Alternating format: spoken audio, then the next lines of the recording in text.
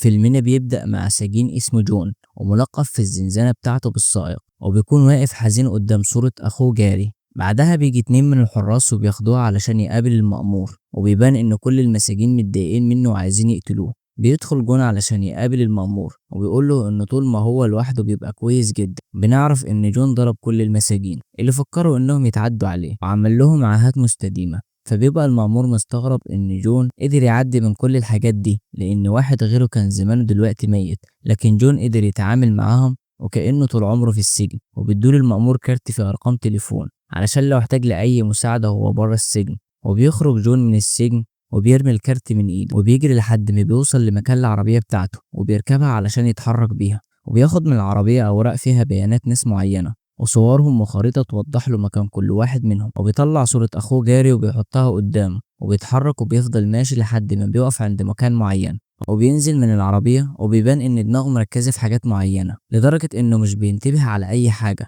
حتى طريق العربيات اللي هو بيعدي منه، لحد ما بيدخل مبنى معين وبيقتحمه بطريقة عنيفة. وبيفضل ماشي لحد ما بيقف قدام شخص معين وبيطلع المسدس وبيضربه طلقة في دماغه وبيموته. وبيبان إن الشخص اللي اتقتل ده يعرف جون، لأن أول ما شافه كان خايف جدا، والكاميرات بتصور جون واللي عمله، لكن هو ما بيكونش فارق معاه حاجة وبيمشي بعدها. بنيجي للظابط هاس اللي بيبقى بيشتري مخدرات علشان يشرب، والشخص اللي بيبيع له مخدرات بيفضل يتأمر عليه لحد ما بيوافق يديه طلبه. في نفس الوقت ده الشرطة بتقلب المكان اللي الشاب اتقتل فيه، وبتبقى المحققة سيسرون هي المسؤولة عن التحقيق. لكن بيوصل هاس على المكان وبيعرفها ان هو كمان هيشتغل معاها على القضيه بتكليف من مديرهم مالوري. بتضايق سيسرون جدا من وجوده لانها مش حابه تشتغل معاه. وبالليل بيروح جون عند شخص معين وبيجيب له مجموعه اسامي الناس اللي هو عاوزهم مقابل الفلوس، لكن الشخص ده مش بيعجب الفلوس اللي جون دفعها وبيكون مش عاوز يديله الملف اللي فيه الاسامي. بيطلب من الحارس بتاعه انه يضرب جون ويطرده بره، بس اول ما الحارس بيقرب من جون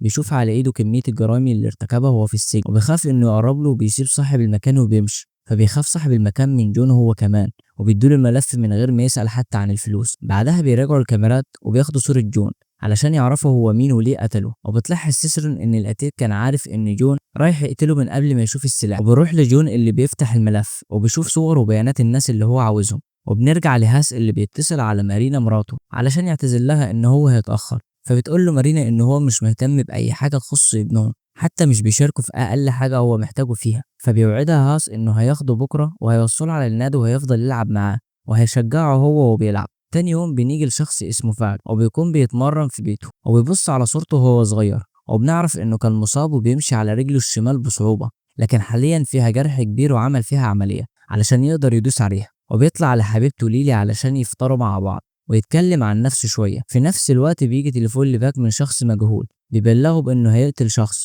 والشخص ده بيكون هو جون. بنعرف ان فاك قاتل محترف جدا وبيتم استئجاره علشان يقتل اي حد مقابل الفلوس، وبيتميز فاك بانه سريع جدا وبيقدر على اي حد قدامه. فبيروح فاك وبيجهز نفسه علشان العملية، وليلي بتروح تختار له الأسلحة اللي هيستخدمها في المهمة بتاعته. بعدها بيروح مالوري يتكلم مع سيسرو اللي بتبقى متضايقة منه بسبب انه شغل هاس معاها في القضية، فبيعتذر لها مالوري لانه كان المفروض هو اللي يعرفها. وبيوصل هاس وبتوريه صورة جون وتعرفه انه كان مسجون بقاله 10 سنين ولسه خارج، وطول فترته في السجن كان لوحده، واكتر من واحد اتهجم عليه علشان يقتله لكن محدش قدر عليه، وهو اللي كان بيضربهم في الاخر. كمان بتحكي له انه من 10 سنين حصلت حادثه وفي بنك اتسرق وكان هو والفريق بتاعه اللي عملوا كده، وجون كان السواق بتاعهم وبيقدر بكل احترافيه انه يسوق بطريقه تخليه يهرب من الشرطه اللي بتطارده. ومن ضمن الفريق ده كان جاري اخو جون. جاري ولا انتظار؟ ها ها ها ها. بعدها بنروح لدكتور عجوز بيخلي بنت توصله على البيت بالحاجات اللي شاريها لانه تعبان، ولما بتساعده بيبقى حابب يشكرها وبيقدم لها حاجات تشربها. في نفس الوقت بيبقى فاك واقف قدام بيت العجوز مستني وصول جون، لان الشخص اللي كلمه عرفه ان جون هيجي عند الشخص العجوز ده. وبيوصل جون فعلا على بيت العجوز وبيستغرب فاك ان الكلام صح. في نفس الوقت بنعرف ان الراجل العجوز ده شخص خنزير وحط منوم للبنت علشان يصورها. وبنروح لسيسيريون اللي بتوري هاس فيديو لجون واخوه جاري وهم في البيت، وفي عصابه مجهوله هجمت عليهم علشان تسرق منهم الفلوس اللي اخدوها من البنك، ووقتها شخص معاهم كان بيصور كل اللي بيحصل والفيديو حاليا معاهم. فبتخمن سيسيريون ان جون بيقتل اللي عملوا فيهم كده، لكن الكاميرا مش جايبه وش حد منهم علشان كده مش عارفين مين عليه الدور. بعدها بنيجي لجون اللي بيدخل على بيت الراجل العجوز وبينقذ البنت منه وبيقتله، وبنرجع بالأحداث وبنعرف إن العصابة اللي هجمت على جون وجاري علشان تاخد منهم الفلوس ذبحت جاري قدام عيون جون وضربوا جون بالرصاص في دماغه. والعصابة دي هي نفسها اللي جون معاه صورهم والبيانات بتاعتهم علشان ينتقم منهم. بعدها تم إسعاف جون على المستشفى لأن الرصاصة دخلت من مخه وطلعت من خده،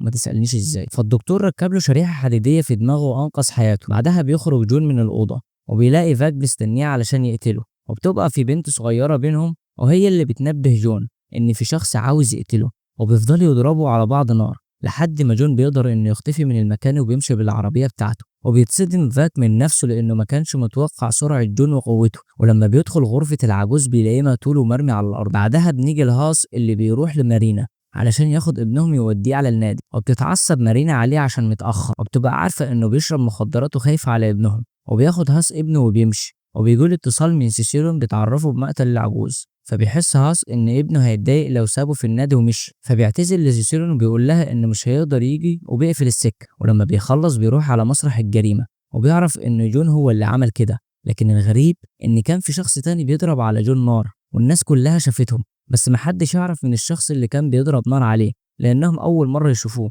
وبالليل فاك بيكلم ليلي وبيحكي لها على اللي حصل معاه، وهو متضايق ان في شخص اسرع منه فبتهديه ليلي وبتعرفه انه هيقدر عليه، وفاك بيعرض عليها الجواز فبتوافق. بعدها بنيجي لجون اللي بيتفرج على التلفزيون وبيلاقي الاخبار بتتكلم عنه وعن الجرائم اللي بيرتكبها، فبيتضايق جون وبيقفل التلفزيون تاني. تاني يوم بيبقى هاز في الشغل، سيسيرون بتلاحظ وشم غريب على ايده فبيغطي ايده وبيقول لها انه عمله من زمان اول ما اتعرف على مارينا. بعدها بنيجي لجون اللي بيروح على بيت حبيبته القديمه وبيفضل واقف مستني لما جوزها يطلع من البيت علشان يدخل يقتلها، ده لانه عرف انها نسبت ابنه اللي كان في بطنها لشخص تاني غيره بعد ما دخل السجن. ولما بيدخل علشان يواجهها بتتعصب وبتقوله انها حاولت تزوره كتير لكن ما كانتش بتعرف، وبيبقى فاكر ان الولد اللي طلع مع جوزها يبقى ابنه، لكن هي بتقوله انه لما دخل السجن هي سقطت الطفل اللي كان في بطنها. بتعتذر له فبيمشي جون وهو حزين ومش بيعمل لها حاجه وبتطلع وراه، وبتعرفه انها عارفه كل اللي هو بيعمله مع اعدائه وبتتمنى انه يخلص عليهم كلهم لانهم يستاهلوا. بعدها بيتجوز فاك من ليلي وبيروحوا يتدربوا على ضرب النار مع بعض، وبتقول له ليلي انها بتتمنى انه يبطل شغل اللي هو فيه لانها بتحبه وخايفه عليه، فيوعدها فاك انه هيبطل علشان حابب يعمل عيله جميله معاها. فبتفرح ليلي جدا بكلامه وبتصدقه. بعدها بيروح هاز لمارينا وبيطلب منها تفتح الباب علشان يتكلموا مع بعض، وبيلاقيها فاتحه الاخبار عن القضيه اللي هو بيحقق فيها. فبتتعصب مارينا عليه لانها عرفت انه لسه بيتعاطى المخدرات وبتبقى خايفه على ابنها، فبيوعدها هاز انه مش هيشرب تاني وبيديها كل المخدرات اللي معاه، وبيطلب منها تسيبه يبقى معاهم النهارده في البيت وبتوافق. وبالليل بيروح جون على المكان اللي فيه الهدف الثالث بتاعه، وبيكون الشخص ده بيشتغل في بار وبيفضل مراقبه من بعيد، وبيحضر السلاح بعدها وبيدخل على المكان وياخد منه السلاح على الباب وهو داخل، وبيفضل ماشي ورا الهدف لحد ما بيلاقيه داخل الحمام. فبيروح ياخد السكينة اللي بيكسروا بيها التلج وبيدخل وراه الحمام، وبيطلب الهدف من عامل الحمامات انه ينتظر بره ولو اي حد منهم اتقتل ما يجيبش سيرها لحد. وبنعرف ان الشخص ده هو اللي ذبح جاري قدام عين جون، وبيبقى جون عاوز يقتله بنفس الطريقة. بعدها بيفضلوا يضربوا في بعض وبيتفاجئ الهدف من قوته، وبيفضل جون يطعنه بالسكينة علشان يموته. وقبل ما الهدف يموت بيطلع التليفون بتاعه وبيطلب منه يتصل على ابنه ويعتذر له، فبياخد جون التليفون وبيخرج من المكان وبيتصل على ابن الهدف وبيقول له ان ابوه مش بخير وبيقول له ان هو اسف. بعدها بيتحرك بالعربيه بتاعته علشان يرجع على البيت، وبنرجع لفاك اللي بيفضل يتفرج على الصور بتاعته لحد ما بيجي قدامه صوته وهو صغير لما كان مش قادر يمشي، فبيتضايق جدا وبيطلع صورة جون وبيقرر انه يقتله. طلع الاسلحه وبينضفها علشان يستخدمها في قتله. فبتشوف ليلي المنظر وبتتضايق جدا لانه وعدها انه هيوقف شغل، فبيعرفها فاك ان هو فعلا هيبطل بس لازم يخلص المهمه دي الاول. وبتفضل ليلي تعيط وبتبقى بتخيره بينها وبين المهمه لكن فاك بيمنعها. بعدها بيتكلم هاز مع ابنه قبل ما ينام وبيفضل يشجعه ويحمس فيه علشان ما يبقاش متضايق من نفسه انه مش بيعرف يلعب. ويسمع صوت غريب فبيسيب ابنه وبيخرج، وبيلاقي مارينا شاربه كميه مخدرات كبيره جدا وحالتها وحشه، وبيبقى كل ده علشان توصل لهاز ان هو اللي بيصنع جحيم حياته بايده. فبيقرر هاز انه يتخلى عن المخدرات وبيرميها. تاني يوم بيبقى فاك واقف متضايق جدا علشان عاوز يخلص على جون، والناحية التانية هاز بيستعد وبيخرج من بيته، وبتوصل له مكالمة من سيسيريون تعرفه ان في شخص اتطعن واتنقل للمستشفى. وبتبقى سيسيريون شايفة ان مش جون اللي عملها لانه بيضرب بالنار مش بيستخدم السكينة، فبيعرفها هاز انه هيروح على المستشفى ويتفقد الوضع ويبلغها. بعدها بيتصل جون على ابن الهدف، واول ما بيسمع صوته بيعرف ان الهدف لسه عايش فبيقرر انه يكمل المهمة بتاعته ويروح على المستشفى علشان يخلص عليه. ويبقى هاز راح خلاص على المستشفى وقاعد مستني الأخبار عن نتيجة العملية، وبيقتحم جون غرفة العمليات وبيقتل الهدف بأكتر من رصاصة وبيخرج. فهاز بيعرف باللي حصل وبينزل ورا جون بسرعة وبيلحقه وبيضرب عليه نار، فجون بيضرب عليه نار هو كمان وبيبقى خلاص هيقتله، لكن لما بيعرف انه ظابط بيسيبه وبيمشي. بعدها بيتصل ابن الهدف على جون وبيهدده انه هيخلص عليه زي ما عمل مع ابوه. وفي نفس الوقت بيكون فاك ماشي ورا جون وبيطارده بالعربية، وبيستخدم جون حركة ذكاء منه وبيضرب عجلة فاك علشان يعطله عن المطارد، ففاك بيضربه بالنار في رقبته وجون بيمشي بسرعة من قدامه. وبيجي اتصال لفاك من المجهول اللي طلب منه يقتل جون وبيقول له ان الوقت بينفذ وهو مش قادر ينفذ مهمته. فبيتضايق فاك جدا وبيبقى مش عارف يعمل ايه، وبيروح جون على مكان امه وبيطلب منها تخيط له الجرح بتاعه. وبنعرف انه ابوه مات وبيبان عليه انه متضايق منه جدا، وبنعرف ان ابوه كان بيفضل جاري عليه، كان بيعامل جون معاملة وحشة جدا. علشان كده جون بيبقى متضايق منه ومش بيحبه، وبيبقى فاكر ان ابوه هو السبب في كل اللي حصل لهم،